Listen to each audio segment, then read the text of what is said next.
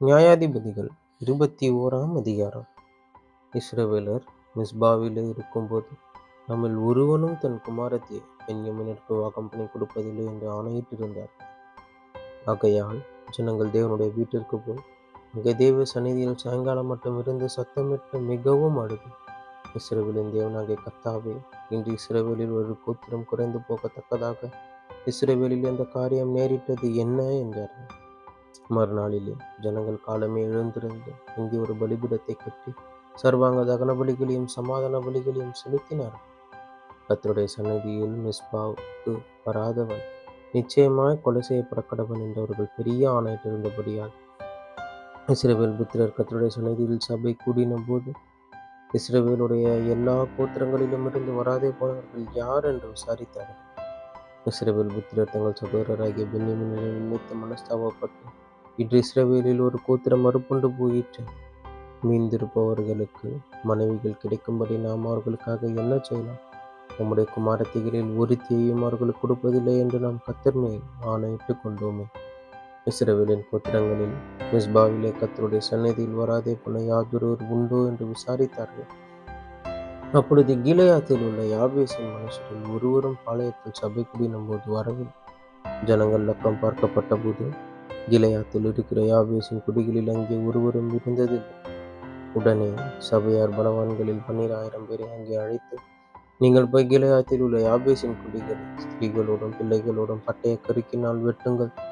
சகல ஆண் பிள்ளைகளையும் புருஷரையும் அறிந்த சகல பெண் பிள்ளைகளையும் சங்கரிக்க கடவீர்கள் என்று அவர்கள் கட்டளையிட்டு அனுப்பினார்கள். இவர்கள் கீலேயாத்தில் உள்ள யாபேசின் குடிகளிடத்திலே புருஷரை அறியாத 400 கன்னி பெண்களை கண்டுபிடித்தார். அவர்களை கானான் தேசமான சீலோவில் இருக்கிற பாளையத்திற்கு கொண்டு வந்தார். அப்பொழுது ரிமோன் கண்மலையில் இருக்கிற பென்யமீன் புத்திரரோடு பேசவும் அவர்களுக்கு சமாதானம் கூறவும் சபையார் எல்லாரும் மனுஷரை அனுப்பினார்கள். அப்படியே அக்காலத்தில் பென்யமீன் திரும்ப வந்தார்கள். கிலெயாத்தில் இருக்கிற யாபேசின் ஸ்திரீகளில் உயிரோடு வைத்த பெண்களை அவர்களுக்கு கொடுத்தார்கள். அப்படியே செய்தும் அவர்கள் தொகைக்கு காணாதிருந்தது. இஸ்ரவேல் கோத்திரங்களிலே கர்த்தர் ஒரு பிளப்பை உண்டாக்கினார் என்று ஜனங்கள் பென்யமீனருக்காக மனஸ்தாபப்பட்டார்கள். பென்யமீன் கோத்திர ஸ்திரீகள் அழிந்தபடியினாலே மீதியான மற்ற பேர்களுக்கும் மனைவிகள் கிடைக்கும்படி என்ன செய்யலாம் என்று சபையின் மூப்பரானவர்கள் கேட்டு, இஸ்ரவேலில் ஒரு கோத்திரம் நிர்மூலமாகாதபடிக்கு தப்பினவர்களுடைய சுதந்திரம் பென்யமீனுக்கு இருக்க வேண்டும். நாமோ நம்முடைய குமாரத்திகளில் அவர்களுக்கு பெண் கொடுக்கக்கூடாது. பென்யமீனருக்கு பெண் கொடுக்கிறவன் சபிக்கப்பட்டவன் என்று இஸ்ரவேல் புத்திரர் ஆணையிட்டார்களே என்றார்கள். பின்னும் இதோ, பெத்தேலுக்கு வடக்கே பெத்தேலுக்கு சீகமுக்கு போகிற பாதைக்கு கிழக்காகவும் லீபனாவுக்கு தெற்காகவும் இருக்கிற சீலோவிலே வருஷந்தோறும் கர்த்தருக்கு பண்டிகை கொண்டாடப்படுகிறதே என்று சொல்லி அவர்கள் பென்யமீன் புத்திரரை நோக்கி, நீங்கள் போய் திராட்சை தோட்டங்களில் பதிவிருந்து சீலோவின் குமாரத்திகள் கீத வாத்தியத்துடைய நடனம் பண்ணுகிறவர்களாய் புறப்பட்டு வருகிறதை நீங்கள் காணும்போது, திராட்சை தோட்டங்களில் இருந்து புறப்பட்டு உங்களில் அவரவர் சீலோவின் குமாரத்திகளில் ஒவ்வொரு பெண்ணை பிடித்து பென்யமீன் தேசத்திற்கு கொண்டு போங்கள். அவர்களுடைய தகப்பன்மாராகிலும் சகோதரராகிலும் எங்களிடத்தில் முறையிட வரும்போது, நாங்கள் அவர்களை நோக்கி, எங்கள் நிமித்தம் அவர்களுக்கு தயவு செய்யுங்கள். நாங்கள் யுத்தம் பண்ணி அவனவனுக்கு மனைவியை வாங்கி கொடுக்கவில்லை. உங்கள் மேல் குற்றம் உண்டாக இப்பொழுது நீங்கள் அவர்களுக்கு மனைவிகளை கொடுக்கவும் இல்லை என்போம் என்று சொன்னார். பென்யமீன் புத்திரர் அப்படியே செய்து நடனம் பண்ணுகிறவர்களிலே தங்கள் தொகைக்கு சரியான பெண்ணை மனைவிகளாக பிடித்து கொண்டு தங்கள் சுதந்திரத்திற்கு திரும்பி போய் பட்டணங்களை புதுப்பித்து கட்டி அவைகளில் குடியிருந்தார்கள்.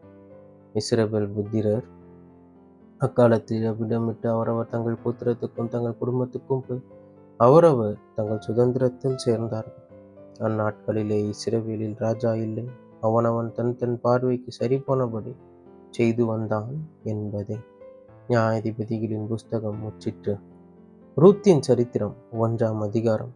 நியாயாதிபதிகள் நியாயம் விசாரித்து வரும் நாட்களில் தேசத்திலே பஞ்சம் உண்டாயிற்று. அப்பொழுது யூதாவில் உள்ள பெத்லெகேம் ஊரானாகிய ஒரு மனுஷன் தன் மனைவியோடும் 2 குமாரரோடும் கூட மோவாப் தேசத்திலே போய் சஞ்சரித்தான். அந்த மனுஷனுடைய பேர் எலிமெலேக், அவன் மனைவியின் பேர் நகோமி. அவனுடைய 2 குமாரரில் ஒருவன் பேர் மக்லோன், மற்றொருவன் பேர் கிலியோன். யூதாவில் உள்ள பெத்லெகேம் ஊராகிய எப்பிராத்தியராகிய அவர்கள் மோவாப் தேசத்திற்கு போய் அங்கே இருந்து விட்டார்கள். நகோமியின் புருஷனாகிய எலிமெலேக்கு மரித்து போனான். அவளும் அவருடைய 2 குமாரரும் மாத்திரம் இருந்தார். இவர்கள் மோவாபியரில் பெண் கொண்டார்கள். அவர்களில் ஒருத்தி பேர் ஓர்வாள், மற்றவள் பேர் ரூத். அங்கே ஏறக்குறைய 10 வருஷம் வாசம் பண்ணினார்கள். பின்பு மக்லோன், கிலியோன் என்னும் அவர்கள் இருவரும் இறந்து போனார்கள். அந்த ஸ்திரீ தன் குமாரர் இருவரையும் தன் புருஷனையும் இழந்த தனித்தவள் ஆனாள். கர்த்தர் தம்முடைய ஜனங்களை சந்தித்தவர்களுக்கு ஆகாரம் அருளினார் என்று அவள் மோவாப் தேசத்திலே கேள்விப்பட்டு தன் மருமக்களோடு மோவாப் தேசத்திலிருந்து திரும்பி வரும்படி எழுந்து தன் 2 மருமக்களோடு கூட தானிருந்த ஸ்தலத்தை விட்டு புறப்பட்டாள்.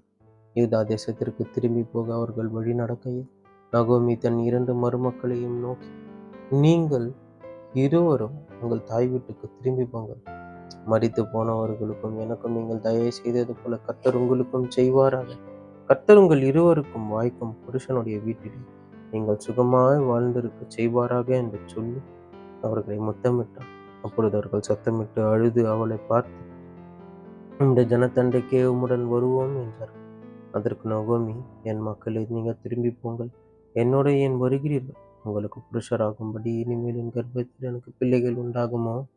என் மக்களே, திரும்பி போங்கள். நான் வயது சென்றவன், ஒரு புருஷனுடன் வாழத்தக்கவள் அல்ல. அப்படிப்பட்ட நம்பிக்கை எனக்கு உண்டாயிருந்து நான் இன்று இரவில் புருஷனுக்கு வாழ்க்கைப்பட்டு பிள்ளைகளை பெற்றாலும் அவர்கள் பெரியவர்களாக மட்டும் புருஷருக்கு வாழ்க்கப்படாதபடிக்கு நீங்கள் பொறுத்திருப்பீர்களோ? அது கூடாது.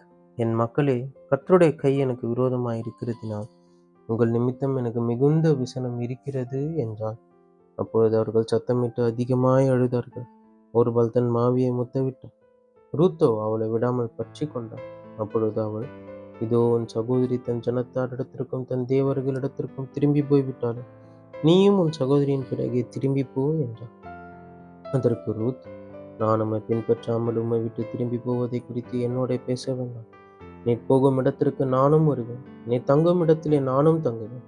உம்முடைய ஜனம் என்னுடைய ஜனம், உம்முடைய தேவன் என்னுடைய தேவன். நீ மரணமடையும் இடத்தில் நானும் மரணமடைந்து அங்கே அடக்கம் பண்ணப்படுவேன்.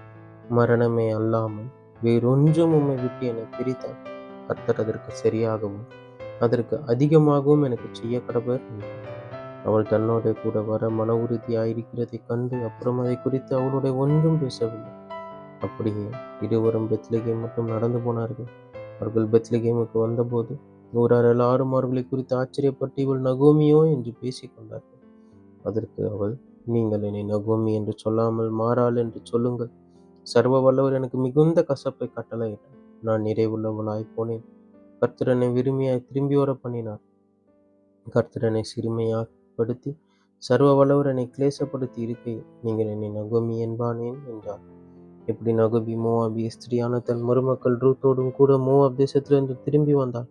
வார்கோதுமை அறுப்பின் துவக்கத்தில் அவர்கள் பெத்லகேமுக்கு வந்தார்கள். ரூத் 2ஆம் அதிகாரம். நகோமிக்கு அவருடைய உறவின் முறையா எலிமெலேக்கின் உறவின் முறையில் போவாஸ் எனும் பேருள்ள மிகுந்த ஆஸ்திக்காரனாகிய யோனத்தான் ஒருவன் இருந்தான். மோவாபிய ஸ்திரியான ரூத் என்பவள் நகோமியை பார்த்து, நான் வயல்வெளிக்கு போய் யாருடைய கண்களில் எனக்கு தயை கிடைக்குமோ அவர் பிறகு கதிர்களை பொறுக்கிக் கொண்டு வருகிறேன் என்றாள். அதற்கு இவள், என் மகளே, போ என்றாள்.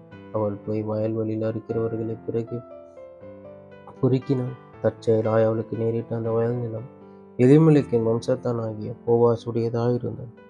அப்பொழுது போவாஸ் பெத்லகேமிலிருந்து வந்து அறுக்கிறவர்களை பார்த்து, கர்த்தர் உங்களோட கூட இருப்பாராக என்றான். அதற்கு அவர்கள், கர்த்தர் உம்மை ஆசீர்வதிப்பாராக என்றார்கள். பின்பு போவாஸ் அறுக்கிறவர்கள் மேல் கண்காணியாக வைக்கப்பட்ட தன் வேலைக்காரனை நோக்கி, இந்த பெண் பிள்ளை யாருடையவள் என்று கேட்டான். அறுக்கிறவர்கள் மேல் கண்காணியாக வைக்கப்பட்ட அந்த வேலைக்காரன் பிரதியுத்தரமாக, இவள் மோவாப் தேசத்திலிருந்து நகோமியோட கூட வந்த மோவாபிய பெண் பிள்ளை. அறுக்கிறவர்கள் பிறகு அரிக்கட்டுகளில் இருந்து சிந்தினதை பொறுக்கிக் கொள்ளுகிறேன் என்று அவள் என்னிடத்தில் கேட்டுக்கொண்டாள். காலமே துவக்கி இதுவரைக்கும் இங்கே இருக்கிறாள். இப்பொழுது அவள் குடிசைக்கு வந்து கொஞ்ச நேரம்தான் ஆயிற்று என்று.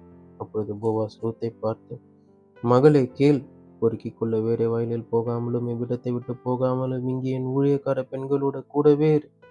அவர்கள் அறுப்பதற்கும் வயலை நீ பார்த்து அவர்கள் பிறகே போய் ஒருவரும் உன்னை தொடாதபடிக்கு வேலைக்காரருக்கு கட்டளையிட்டு இருக்கிறேன். உனக்கு தாகம் எடுத்தால் தண்ணீர் குடங்களுக்கு போய் வேலைக்காரர் மொண்டு குடிக்கிறதிலே குடிக்கலாம் என்றான். அப்பொழுது அவள் தரையிலே முகங்குப்புற விழுந்து வணங்கி, நான் அந்நிய தேசத்தாலா இருக்க நீர் என்னை விசாரிக்கும்படி எனக்கு எதினாலே உம்முடைய கண்களில் தயவு கிடைத்தது என்றார். அதற்கு போவாஸ் பிரதியுத்தரமாக, உன் புருஷன் மரணமடைந்த பின்பு நீ உன் மாமியாருக்காகச் செய்ததும், நீ உன் தகப்பனையும் உன் தாயையும் உன் ஜன்ம தேசத்தையும் விட்டு உன்னை நீ அறியாத ஜனங்களிடத்தில் வந்ததும் எல்லாம் எனக்கு விவரமாய் தெரிவிக்கப்பட்டது. உன் செய்கைக்கு தக்க பலனை கர்த்தர் உனக்கு கட்டளையிடுவாராக.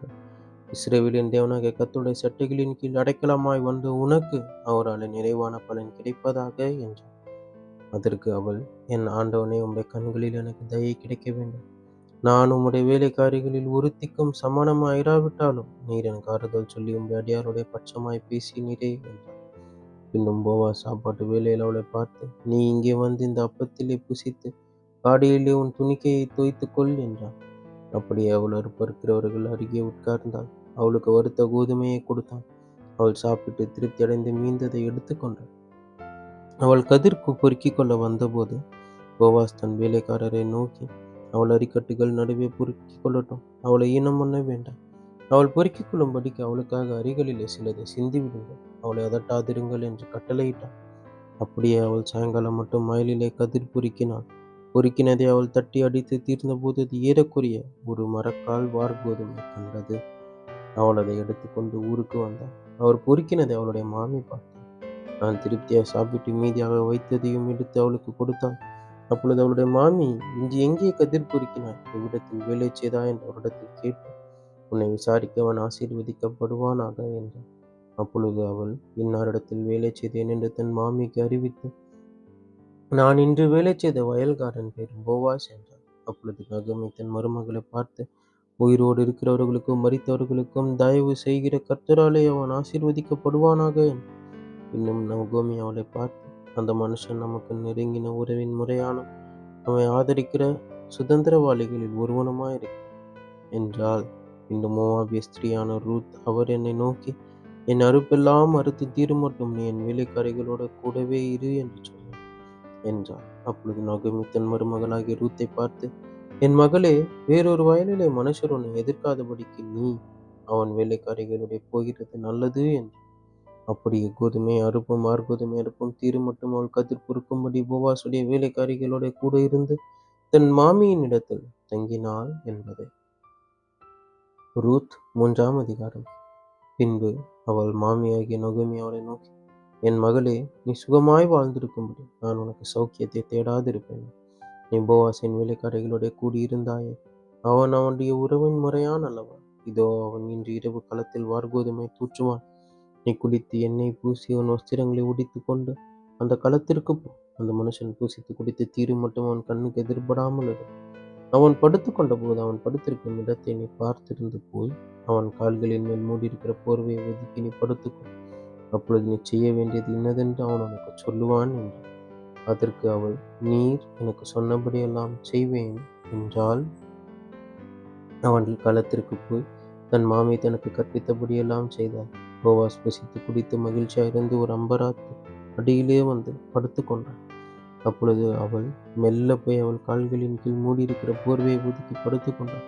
பாதி ராத்திரியில் அந்த மனுஷன் அருண்டு திரும்பி ஒரு ஸ்திரீ தன் பாத தண்டையில் படுத்திருக்கிறதை கண்டு, நீ யார் என்று கேட்டான். அவள், நான் உம்முடைய அடியாளாகிய ரூத். நீர் உம்முடைய அடியாள் மேல் உம்முடைய போர்வையை விரியும், நீ சுதந்திரவாளி என்றாள். அதற்கு அவன், மகளே, நீ கர்த்தரால் ஆசீர்வதிக்கப்படுவாயாக. நீ தரித்திரரும் ஐஸ்வர்யவான்களுமான வாலிபர்களின் பிறகே போகாததினால் உன் முந்தின நற்குணத்தை பார்க்கிலும் உன் பிந்தின நற்குணம் உத்தமமாயிருக்கிறது. அதற்கு அவன், இப்பொழுதும் மகளே, நீ பயப்படாதே. உனக்கு வேண்டியபடியெல்லாம் செய்வேன். நீ குணசாலி என்பதை என் ஜனமாகிய ஊரார் எல்லாரும் அறிவார்கள். நான் சுதந்திரவாளி என்பது மெய்தான். ஆனாலும் என்னிலும் கிட்டின சுதந்திரவாளி ஒருவன் இருக்கிறான். ராத்திரிக்கு தங்கிட்டு நாளைக்கு அவன் உன்னை சுதந்திர முறையாய் விவாகம் பண்ண சம்மதித்தால் நல்லது. அவன் விவாகம் பண்ணட்டும். அவன் உன்னை விவாகம் பண்ண மனதில்லாதிருந்தானே ஆகில் நான் உன்னை சுதந்திர முறையாய் விவாகம் பண்ணுவேன் என்று கர்த்தருடைய ஜீவனை கொண்டு ஆணையிடுகிறேன். விடியார் காலம் மட்டும் படுத்துக்கொண்டிரு என்றான். அவள் விடியார் காலம் மட்டும் அவன் பாதத்தண்டையில் படுத்திருந்து களத்திலே ஒரு ஸ்திரீ வந்ததாக ஒருவருக்கும் தெரிவிக்க வேண்டாம் என்று அவன் சொல்லியிருந்தபடியால் ஒருவர் முகம் ஒருவருக்கு தெரியாததற்கு உன்னை எழுந்திருந்தார். அவள் அவனை நோக்கி, நீ போர்த்து கொண்டிருந்த போர்வையை விரித்து பிடி என்றான். அவன் அதை விரித்த போது அவன் அதிலே 6 படி வார்கோதுமை அளந்து போட்டு அவள் மேல் தூக்கி விட்டு பட்டணத்திற்கு புறப்பட்டு வந்தான். அவள் தன் மாமியினிடத்தில் வந்தபோது அவள், என் மகளே, உன் செய்தி என்ன என்று கேட்டாள். அப்பொழுது அவள் அந்த மனுஷன் தனக்கு செய்ததையெல்லாம் அவளுக்கு விவரித்தாள். மேலும் அவர், நீ உன் மாமியார் அண்டைக்கு வெறுமையாய் போக வேண்டாம் என்று சொல்லி இந்த 6 படி வார்கோதுமை எனக்கு கொடுத்தார் என்றார். அப்பொழுது அவள், என் மகனே, இந்த காரியம் என்னமாய் முடியும் என்று நீ அறிய மட்டும் பொறுத்திரு. அந்த மனுஷன் இன்றைக்கு இந்த காரியத்தை முடிக்கும் முன் இளைப்பாற மாட்டான் என்றாள். ரூத் 4ஆம் அதிகாரம். போவாஸ் பட்டண வாசலில் போய் உட்கார்ந்து கொண்டிருந்தான். அப்பொழுது போவாஸ் சொல்லியிருந்த அந்த சுதந்திரவாளி அந்த வழியே வந்தான். அவனை நோக்கி ஓய் என்று பெயர் சொல்லி கூப்பிட்டு, இங்கே வந்து சற்று உட்காரும் என்றான். அவன் வந்து உட்கார்ந்தான். அப்பொழுது அவன் பட்டணத்து மூப்பரானவர்களில் 10 பேரை அழைத்து, இங்கே உட்காருங்கள் என்றான். அவர்களும் உட்கார்ந்தார்கள். அப்பொழுது அவன் அந்த சுதந்திரவாளியை நோக்கி, எலிமெலேக் என்னும் நம்முடைய சகோதரனுக்கு இருந்த வயல் நிலத்தின் பங்கை மோவாப் தேசத்திலிருந்து திரும்பி வந்த நகோமி விற்கப் போகிறார். ஆகையால் நீர் அதை ஊராருக்கு முன்பாகவும் என் ஜனத்தின் மூப்பருக்கு முன்பாகவும் வாங்கிக் கொள்ளும்படி உமக்கு அறிய பண்ண வேண்டும் என்றிருந்தேன். நீர் அதை சுதந்திரமுறையாக மீட்டுக்கொள்ள மனதா இருந்தால் மீட்டுக்கொள்ளும். அதை மீட்டுக்கொள்ள மனதில்லாதிருந்தால் நான் அதை அறியும்படிக்கு எனக்கு சொல்லும். உம்மையும் உமக்கு பின்பு என்னையும் தவிர அதை மீட்கத்தக்கவன் வேறு ஒருவனும் இல்லை என்றான். அதற்கு அவன், நான் அதை மீட்டுக் கொள்ளுகிறேன் என்றான். அப்பொழுது போவாஸ், நீர் நகோமியின் கையில் அந்த வயல் நிலத்தை வாங்குகிற நாளிலே மரித்தவனுடைய சுதந்திரத்தில் அவன் பேரை நிலைநிற்க பண்ணும்படிக்கு அதை மரித்தவன் மனைவியாகிய மோவாபிய ஸ்திரீயான ரூத் கையிலும் வாங்க வேண்டியது என்றான். அப்பொழுது அந்த சுதந்திரவாளி, நான் என் சுதந்திரத்தை கொடுக்காதபடிக்கு நான் அதை மீட்டுக் கொள்ள மாட்டேன். நான் மீட்கத்தக்கதை நீர் மீட்டுக்கொள்ளும். நான் அதை மீட்டுக்கொள்ள மாட்டேன் என்றான். மீட்கிறதிலும் மாற்றுகிறதிலும் சகல காரியத்தையும் உறுதிப்படுத்தும்படிக்கு இஸ்ரவேலிலே பூர்வகால வழக்கம் என்னவென்றால், ஒருவன் தன் பாதரட்சியை கழற்றி மற்றவனுக்கு கொடுப்பான். இது இஸ்ரவேலிலே வழங்கின உறுதிப்பாடு. அப்படியே அந்த சுதந்திரவாளி போவாசை நோக்கி, நீர் அதை வாங்கிக் கொள்ளும் என்று சொல்லி தன் பாதரட்சியை கழற்றி போட்டான். அப்பொழுது போவாஸ் மூப்பரையும் சகல ஜனங்களையும் நோக்கி, எலிமெலேக்கு இருந்த எல்லாவற்றையும் கிலியோனுக்கும் மக்லோனுக்கும் இருந்த எல்லாவற்றையும் நகோமியின் கையில் வாங்கி கொண்டேன் என்பதற்கு இன்றைய தினம் நீங்கள் சாட்சி. இதுவும் அல்லாமல் மரித்தவனுடைய சகோதரருக்குள்ளும் ஊராருக்குள்ளும் அவனுடைய பேராற்று போகாமல் மரித்தவனுடைய சுதந்திரத்தில் அவன் பேரை நிலைநிறுத்தி, நான் மக்லோனின் மனைவியாயிருந்த மோவாபிய ஸ்திரீயான ரூத் எனக்கு மனைவியாக கொண்டேன். அதற்கும் இன்றைய தினம் நீங்கள் சாட்சி என்றான். அப்பொழுது ஒளிமுக வாசலில் இருக்கிற சகல ஜனங்களும் மூப்பரானவர்களும் அவனை நோக்கி, நாங்கள் சாட்சிதான். உன் வீட்டிலே வருகிற மனைவியை கர்த்தர் இஸ்ரவேலின் வீட்டை கட்டுவித்த 2 பேராகிய ராகேலை போலவும் லேயாளை போலவும் வாழ்ந்திருக்கச் செய்வாராக. நீ எப்பிராத்தாவிலே பாக்கியவனாயிருந்து பெத்லகேமிலே புகழ் பெற்றிருக்க கடவுள். இந்த பெண்ணிடத்திலே கர்த்தர் உனக்கு அருளி செய்யப்படுகிற சந்தானத்தில் உன் தாமார் யூதாவுக்கு பெற்ற பேரேசின் வீட்டைப் போல ஆக கடவுது என்றார்கள். போவாஸ் ரூத்தை வாகம் பண்ணினான். அவள் எனக்கு மனைவியானாள். அவன் அவனிடத்திலே பிரவேசித்த போது அவன் கர்ப்பம் தெரிந்து ஒரு ஆண் பிள்ளையை பெற கர்த்தர் அனுக்கிரகம் பண்ணினார். அப்பொழுது ஸ்திரீகள் நகோமியை பார்த்து, சுதந்திரவாளி அற்று போகாதபடிக்கு இன்று உனக்கு தயவு செய்த கர்த்தருக்கு ஸ்தோத்திரம். அவன் பேர் இஸ்ரவேலிலே பிரபலமாக கடவுள். அவன் உன் ஆத்துமாவுக்கு ஆறுதல் செய்கிறவனும் உன் முதிர் வயதிலே உன்னை ஆதரிக்கிறவனுமாயிருக்க கடவுள். உன்னை சிநேகித்து 7 குமாரரை பார்க்கிலும் உனக்கு அருமையா இருக்கிற உன் மருமகள் அவனை பெற்றாளே என்றான். நகோமி அந்த பிள்ளையை எடுத்து தன் மடியிலே வைத்து அதை வளர்க்கிற தாயானாள். அயல் வீட்டுக்காரிகள் நகோமிக்கு ஒரு ஆண் பிள்ளை பிறந்தது என்று வாழ்த்தி அதற்கு ஓபேத் என்று பெயரிட்டார். அவன் தாவீதின் தகப்பனாகிய ஈசாயின் தகப்பன். பேரேசுடைய சந்ததியின் வரலாறு. பேரேஸ் எஸ்ரோனை பெற்றான். எஸ்ரோன் ராமாவை பெற்றான். ராம் அபினதாவை பெற்றான். அபினதாப் நகசோனை பெற்றான். நகசோன் சல்மோனை பெற்றான். சல்மோன் போவாஸை பெற்றான். போவாஸ் ஓபேதை பெற்றான். ஓபேத் ஈசாயை பெற்றான். ஈசாய் தாவீதை பெற்றான் என்பதே. ரூத்தின் புஸ்தகம் முற்றிற்று. கிறிஸ்துவுக்குள் பிரியமானவர்களே, கிறிஸ்துவுக்குள் நண்பர்களே, சகோதரரே, சகோதரிகளே, நம்ம இன்னிலிருந்து ஒவ்வொரு நாளும் வேத வசனத்தை ஆரம்பிக்கிறதுக்கு முன்னாடி ஒரு சிறிய ஜெபம் பண்ணிட்டு ஸ்டார்ட் பண்ணலாம் அப்படிங்கிற ஒன்று ஆண்டவர் என் ஹிருதயத்தில் கொடுத்தாரு. ஸோ ஆண்டவரே, இந்த நாளை காண செய்ததற்காக எனக்கு நன்றி. இந்த புதிய நாளிலே புதிய கிருபையினால் எங்களை நிரப்பும் தேவா. உடைய வேத வசனங்களை நாங்கள் வாசிக்கும் போது வாசிக்கிற எனக்கும் கேட்கிறவர்களுக்கும் கர்த்தாவே இந்த வேதத்தின் மகத்துவங்களையும் ரகசியங்களையும் நீர் அருளி செய்யும். நீர் சொல்லாம உம்மை பற்றி நாங்கள் தெரிந்து கொள்ள முடியாது. நீர் வெளிப்படுத்தாம உம்முடைய வேதத்தின் ரகசியங்களை புரிந்து கொள்ள எங்களால் முடியாது.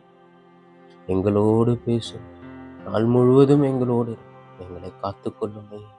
உடைய சட்டை நிழலில் எங்களை மூடி மறைத்துக் கொண்டு நீர் வழிநடத்தும். பாதுகாத்துக் கொள்ளும். இயேசுவின் நாமத்தில் ஜெபிக்கிறேன் பிதாவே. ஆமென். ஆமென்.